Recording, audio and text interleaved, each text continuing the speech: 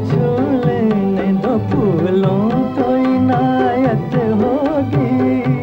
एक ऐसे नायाब एक्टर जिन्हें रो पहले पर्दे का राजकुमार कहा जाता था। जो वादा किया वो निभाना पड़ेगा। चेहरे पर ऐसा तेज कि बड़े बड़े बादशाह भी फीके मालूम पड़े और ऐसा राजसी बॉडी लैंग्वेज कि देखकर वाकई कोई शहजादा लगे। जो बात तुझ में है तेरी तस्वीर। हम बात कर रहे हैं हिंदी और बांग्ला फिल्मों में स्टार कलाकार का दर्जा हासिल करने वाले प्रदीप कुमार की। वाकई शोले भड़काना लड़कियों का ही काम है।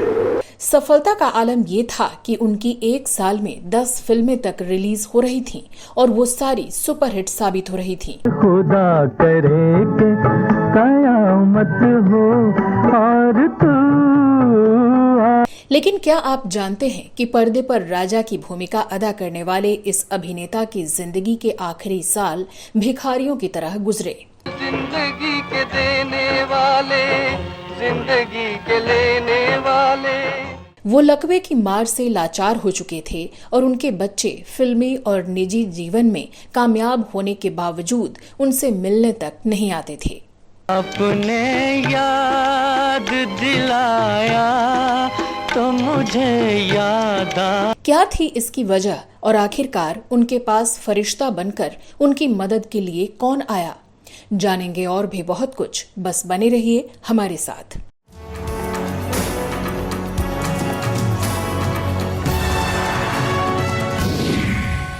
ऐसे तो न देखो कि बहक जाए कहीं हम।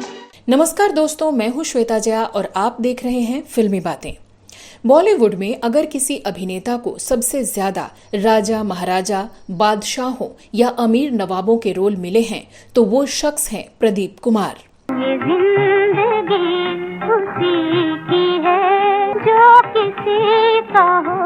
हालांकि उन्होंने अपने करियर की शुरुआत एक कैमरा असिस्टेंट के पद से की थी, लेकिन जब वो फिल्मी पर्दे पर उतरे तो उन्होंने अपने अभिनय से दर्शकों का दिल जीत लिया। ये किसकी जुल्फ बिखरी जग सारा गया महक में। 50 के दशक में उनकी फिल्मों की लोकप्रियता का आलम ये था कि अगर वो एक बार सिनेमा हॉल में लग जाती थीं तो सिल्वर या गोल्डन जुबली मनाकर ही उतरती थीं।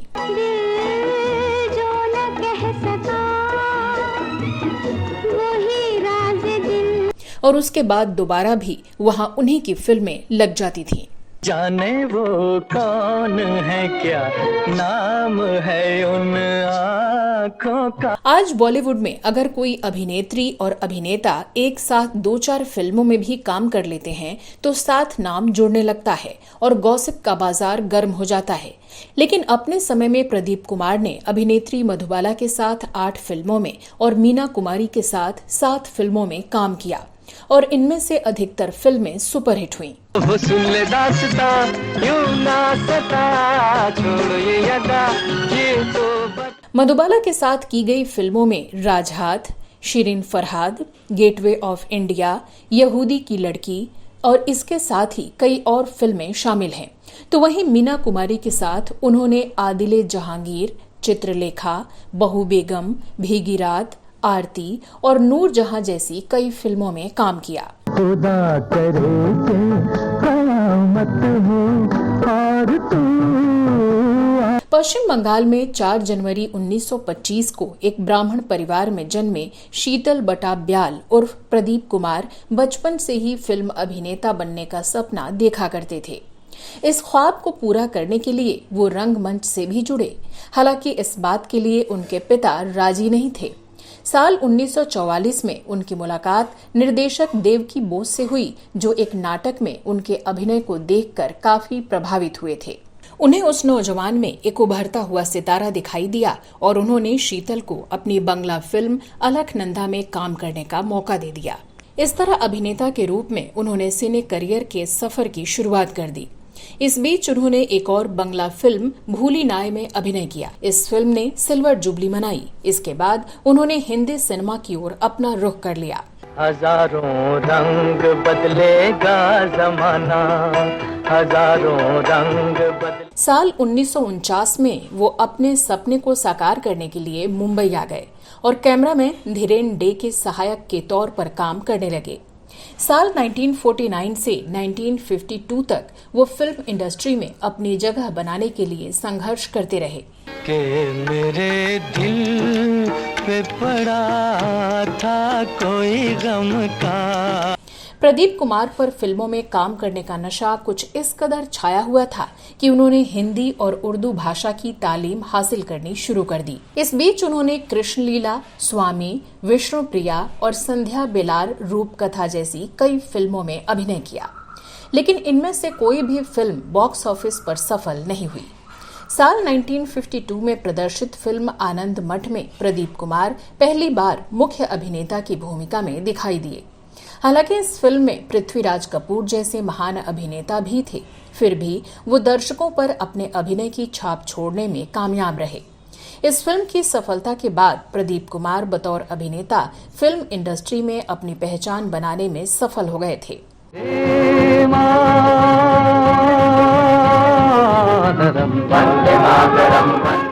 साल 1953 में फिल्म अनारकली में उन्होंने शहजादा सलीम की भूमिका निभाई, जो दर्शकों को काफी पसंद आई।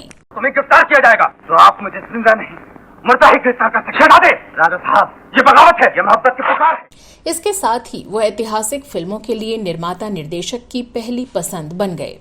1954 में प्रदर्शित फिल्म नागिन की सफलता के बाद प्रदीप कुमार दर्शकों के चहेते कलाकार बन गए। इस फिल्म ने बॉक्स ऑफिस पर सफलता के नए कीर्तिमान स्थापित किए और इसके 2 गीत बेहद लोकप्रिय हुए।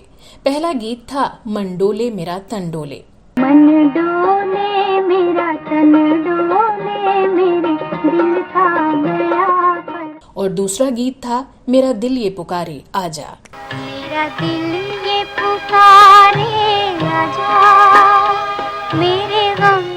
साल 1956 प्रदीप कुमार के सिने करियर का सबसे अहम साल साबित हुआ। इस साल उनकी 10 फिल्में प्रदर्शित हुईं, जिनमें शीरी फरहाद, जागते रहो, दुर्गेश नंदिनी, बंधन, राजनाथ और हीर जैसी फिल्में शामिल थीं। जुल्फों के गिरफ्तार को जंजीरों में जकड़ने की जरूरत नहीं, अभी उतारता हूँ तेरे इश्क का। हिंदी फिल्मों के अलावा उन्होंने बंगला फिल्मों में भी अपने अभिनय का जौहर दिखाया। इन फिल्मों में भूली नाय, गृहदाय, दासमोहन और आनंद मठ जैसी फिल्में शामिल हैं। इसके अलावा उन्होंने कई बंगला नाटकों में भी अभिनय किया। लगभग 4 दशक तक अपने सशक्त अभिनय से दर्शकों के बीच खास पहचान बनाने वाले प्रदीप कुमार ने कई रोमांटिक और ऐतिहासिक फिल्मों में भी काम किया। अरे छोड़ दे सजनिया, छोड़ दे पतंग मेरी छोड़ दे। उन्होंने पर्दे पर अधिकतर राजा, महाराजा और शहंशाह की भूमिका निभाई। तारीख गवाह रहे कि आज फिर एक बेटा बाप के उसूलों पर कुर्बान होने के लिए बेकरार है। आगे बढ़ी आलम पना। प्रदीप कुमार को उर्दू भाषा बोलने में महारत हासिल थी। 50 और 60 के दशक में प्रदीप कुमार के अभिनय का डंका बजता था। पैदा करने वाले की नजर में वह इंसान नहीं, जिसे ऐश में याद खुदा न रही, जिसे तैश में खौफ खुदा न रहा। प्रदीप कुमार ने शोहरत तो खूब कमाई, लेकिन वो दौलत इकट्ठा नहीं कर पाए। शायद यही वजह रही कि उन्हें फिल्मी पर्दे पर जितना प्यार मिला, उनका निजी जीवन उतना ही दुखों से भरा रहा। उनके बच्चों ने उन्हें लकवे की हालत में भी अकेला छोड़ दिया। बच्चों के द्वारा छोड़े जाने के गम में प्रदीप कुमार अक्सर खामोश रहते थे। दिल पे पड़ा था कोई गम का साया। एक बातचीत में खुद प्रदीप कुमार ने अपने बीते दिनों को याद किया था और बताया था कि उनकी पत्नी गुजर चुकी हैं। उनकी 3 बेटियां बीना, रीना, मीना और बेटा देवी प्रसाद, इनमें से कोई भी उनकी पत्नी के निधन के बाद कभी उनसे मिलने तक नहीं आया। खास बात यह है कि प्रदीप कुमार की बड़ी बेटी बीना हिंदी फिल्मों और टीवी सीरियल्स की जानी मानी कलाकार हैं। उनका नाम बीना बनर्जी है और वो करीब 150 फिल्मों और टीवी धारावाहिकों में काम कर चुकी हैं। उन्होंने मशहूर फिल्म स्टार राखी गुलजार के पहले पति अजय बिस्वास से शादी की और कुछ ही सालों में तलाक भी ले लिया। बीना बेहद खूबसूरत और आकर्षक दिखती थीं, लेकिन इसके बावजूद उन्हें बी ग्रेड अभिनेत्रियों में ही शुमार माना जाता रहा। बहरहाल लकवे की हालत से जूझ रहे प्रदीप कुमार की जिंदगी में एक ऐसा समय भी आया जब बीमारी की हालत में उनके पास रहने का कोई ठिकाना तक नहीं था। उस समय कोलकाता के एक बड़े कारोबारी प्रदीप कुंडलिया ने उन्हें रामायण रोड स्थित जनक बिल्डिंग के अपने एक फ्लैट में आश्रय दिया। प्रदीप कुंडलिया ने उनकी देखरेख के लिए सागर चौधरी नामक एक लड़के को भी वहां रखा हुआ था, जो दिन रात बीमारी की हालत में प्रदीप कुमार की सेवा करता था। लंबी बीमारी के बाद 27 अक्टूबर 2001 में प्रदीप कुमार जी का निधन हो गया। ये विडंबना ही थी कि जिन्हें लोगों ने हमेशा पर्दे पर राजा, महाराजा और शहंशाह के रूप में देखा, उनका असली जीवन मुफलिसी, दर्द और तन्हाई में गुजरा। प्रदीप कुमार के बुरे दौर में भले ही उनके अपने बच्चों ने उनका साथ छोड़ दिया हो, लेकिन कोलकाता में उनकी देखभाल करने वाले सागर चौधरी ने उनके निधन के बाद भी उनका साथ नहीं छोड़ा। सागर चौधरी फिलहाल कोलकाता के पार्क सेंटर के एक दफ्तर में नौकरी करते हैं और दफ्तर से छूटने के बाद वो कहीं साफ सफाई का काम भी करते हैं और हर साल 4 जनवरी को वो धूमधाम से प्रदीप कुमार जी का जन्मदिन मनाते हैं। जब प्रदीप कुमार जिंदा थे तो सागर उन्हें प्रदीप पापा कहकर बुलाते थे और अब भी बेटे की तरह उनको याद करते हैं। तो दोस्तों, आपको हमारा आज का ये एपिसोड कैसा लगा कमेंट बॉक्स में लिखकर जरूर बताइएगा। हकीकत से लबरेज कुछ और नए किस्से कहानियों के साथ मिलते हैं अगले एपिसोड में। तब तक के लिए अपनी दोस्त श्वेता जया को दीजिए इजाजत। नमस्कार। हमारी जिंदगी का मकसद पूरा हुआ।